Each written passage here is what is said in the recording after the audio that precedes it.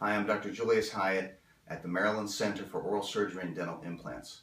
We take care of a lot of kids here from all ages, from 2 on up, and I just want to talk to you a little bit about how we handle the majority of children. And this is mainly kids aged probably 6 on up.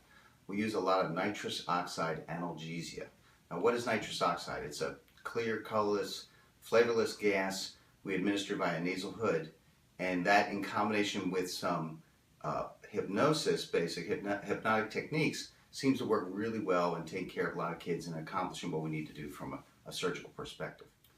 Previously, I've talked about how to discuss oral surgery with kids, and primarily with these kids, I recommend a consultation ahead of time to see the environment, see how things go, how things work here, the individuals, the people, the personalities, but primarily we want the kid to be familiar with the environment.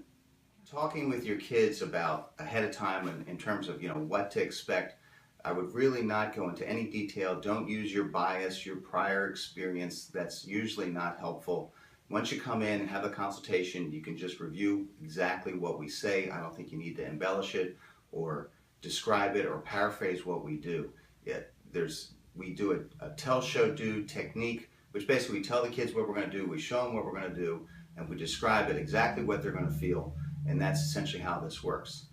We do allow parents to be in the room as we're taking care of kids, but since this is a hypnotic and sort of pharmacologic technique, it's always best for the parent to sort of sit there. We don't want them to distract the child. We want them focusing on our voice, because this is a hypnotic combination with the nitrous oxide analgesia.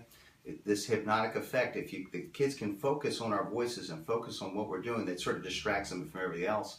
And sometimes the parents trying to help is not always helpful, even though I'm sure that the parents always know what's best. If you let us do our job and take care of your kids, I'm sure we're going to have a really great result. Let me just talk about the afterwards, the after effects with kids. Now, most times when you talk about young kids and primary extractions, or even permanent bicuspid extractions for orthodontic purposes, these kids are very resilient, they're very elastic, their healing potential is great. And the reality is that most of the kids don't have that much discomfort afterwards. However, this is important. Most times we use local anesthesia, which is very short acting.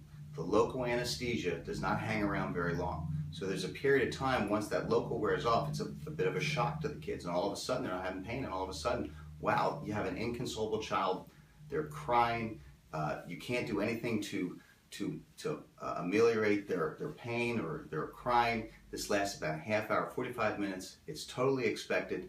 Usually once that period of time goes by, the kids are fine. It doesn't matter if they take something ahead of time, they take something afterwards, something strong, something weak. It doesn't matter. They all have this period of time. They have to get through that, and then they're fine, running around like nothing happened a few hours later. It's something to be expected. Don't be surprised. Parents are always surprised when you see that. Thank you for watching this video. If you have any questions, certainly call the office. You can bring your questions to the consultation. We look forward to seeing you.